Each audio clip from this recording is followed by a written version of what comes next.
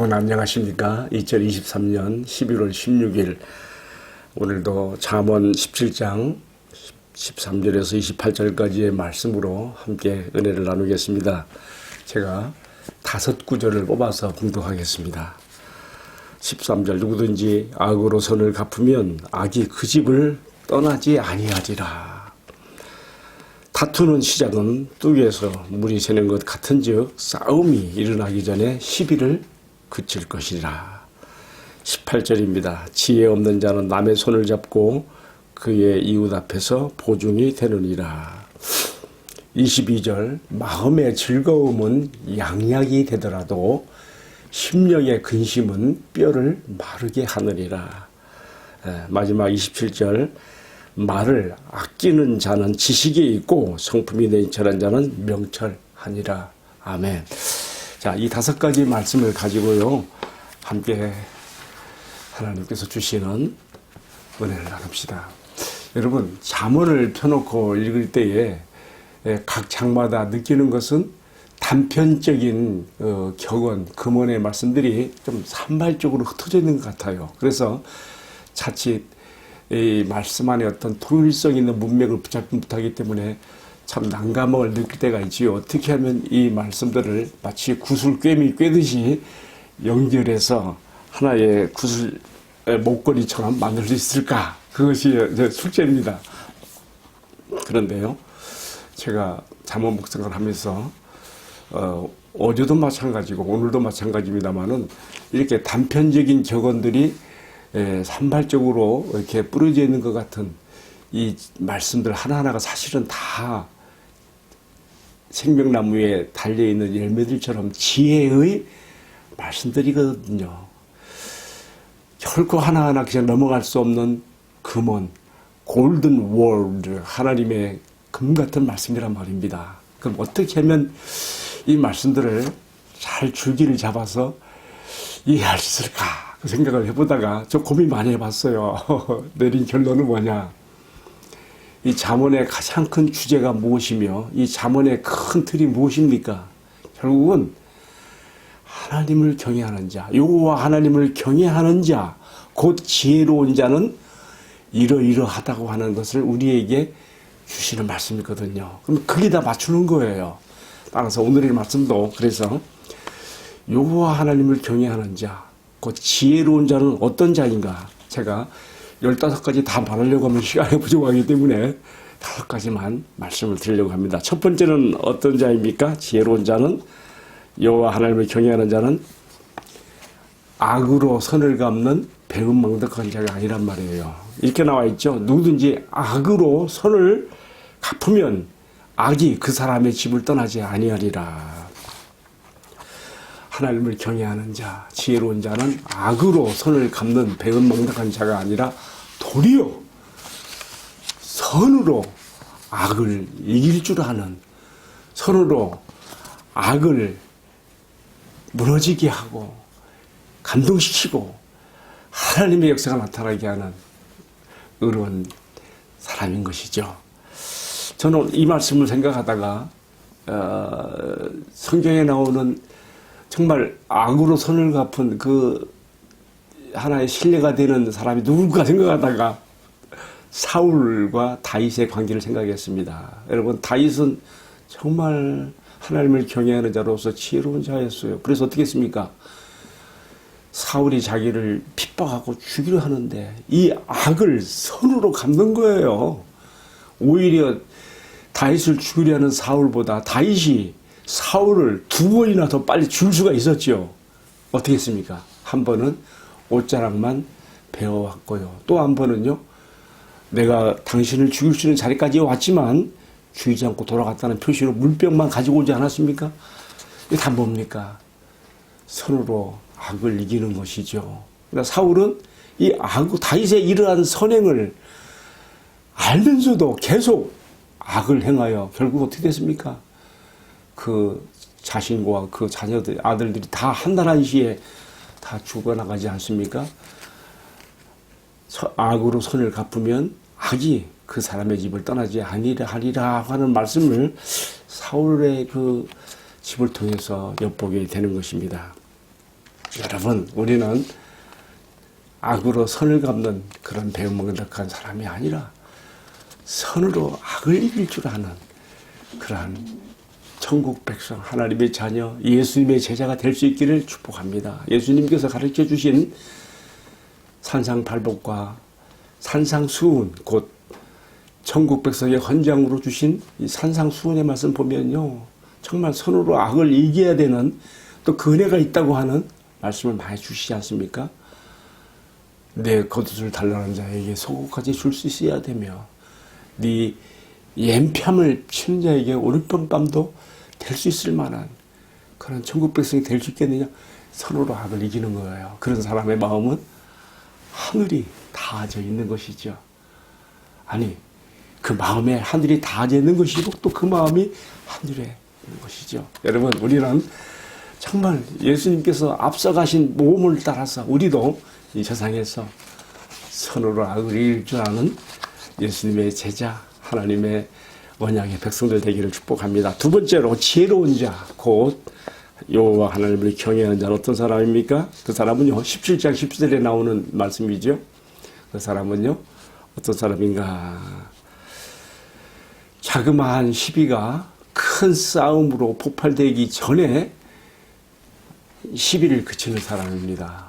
예, 오늘 이렇게 되어 있어요. 다투는 시작은 뚝에서 물이 새는 것 같은즉 싸움이 일어나기 전에 시비를 그칠지니라. 17장 14절에 나오는 말씀인데요.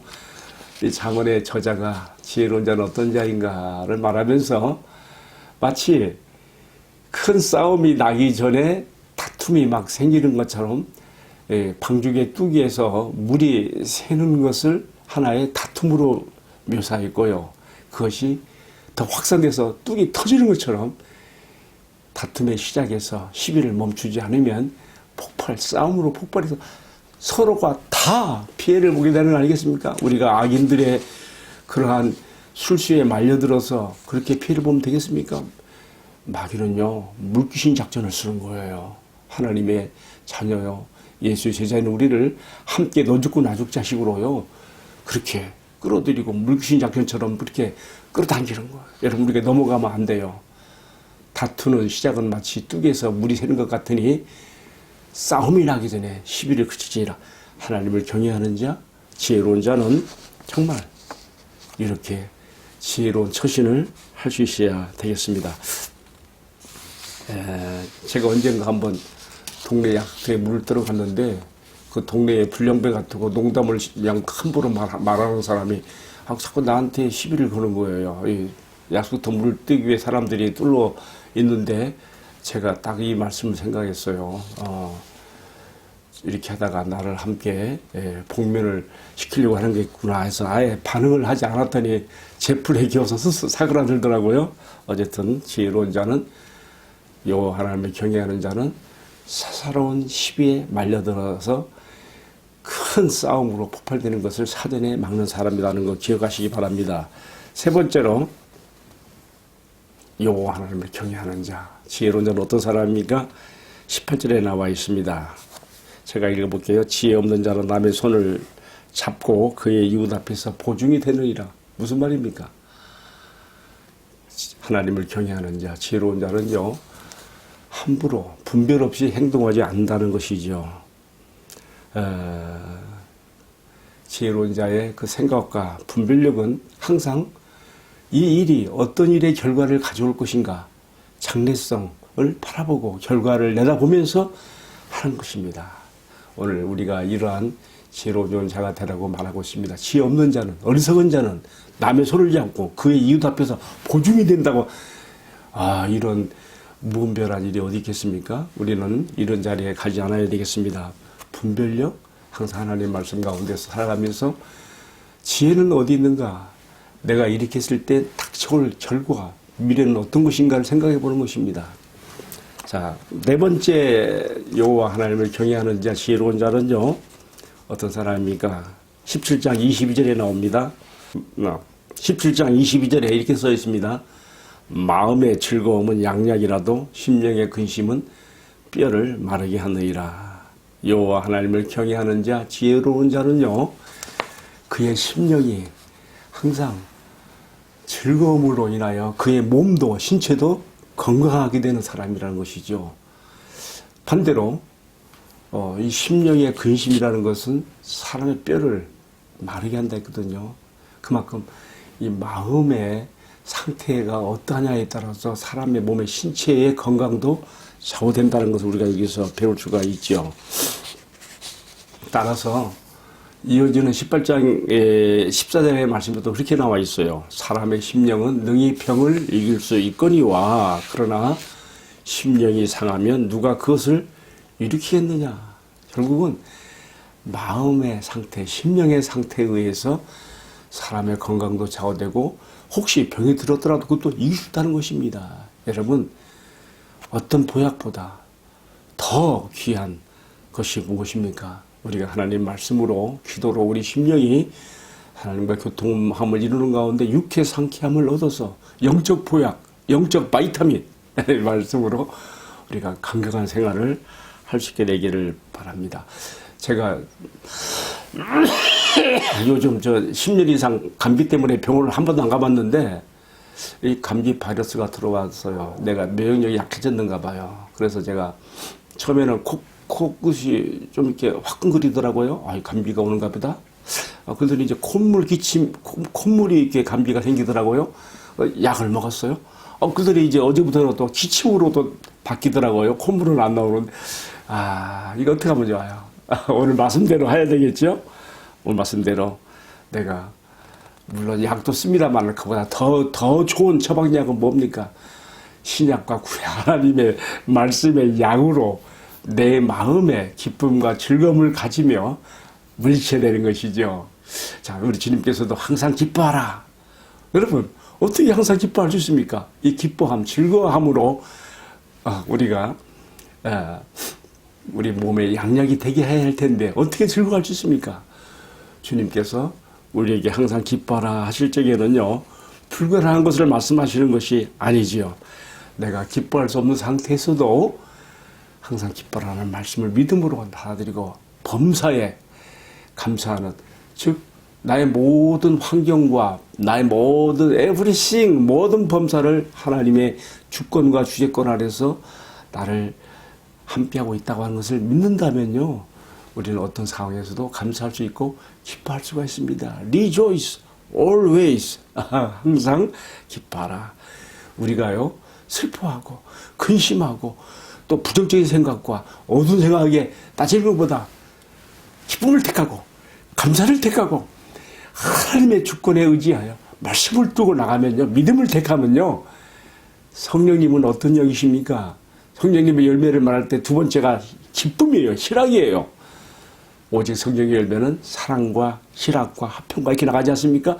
기쁨의 영이신 성령께서 그의 기쁨, 희락으로 내 안에 기쁨을 주시고 즐거움을 주시고 나의 믿음에 반응하여 나를 육체, 상쾌, 통쾌하게 만들어 주시는 것입니다.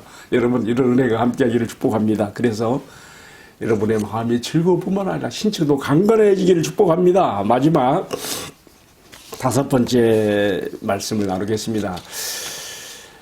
여호와를 경외하는 자, 곧 지혜로운 자는 어떤 사람인가? 그 사람은 말을 아끼는 사람이다. 이렇게 되어 있어요.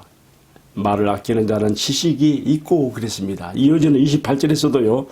미련한 자라도 잠잠하면 지혜로운 자로 여겨지고 그의 입술을 닫으면 슬기로운 자로 여겨지느니라 그랬습니다. 여러분, 왜 그럴까요? 우리가 그만큼 사람은 입을 닫고 있는 것보다 입을 함부로 여는 것 때문에 득보다 실이 많다고 하는 것을 여기서 반증하고 있는 것이죠. 가능한 한 말을 적게 하되 꼭 해야 할 말만 할 것이며, 또 우리가 그리스도인으로서 우리가 말할 때에 덕스러움을 세워야 되는데, 마치 골로새 4장 6절에 너희 말을 소금으로 고르게 한 것처럼, 마치 빳빳한 김장 배추에다가 소금 뿌리면 오면은 다 사그러들지 않습니까? 마찬가지로 우리 성도들의 언행 심사에서 우리의 말은 이렇게 돼야 한다는 것이죠. 오늘 잠언 마지막 제가 전하는 말씀으로서 지혜로운 자는 어떤 자인가? 그는 말을 함부로 많이 해서 자기 마음을 노출시키고 손해보는 자가 아니라는 거예요.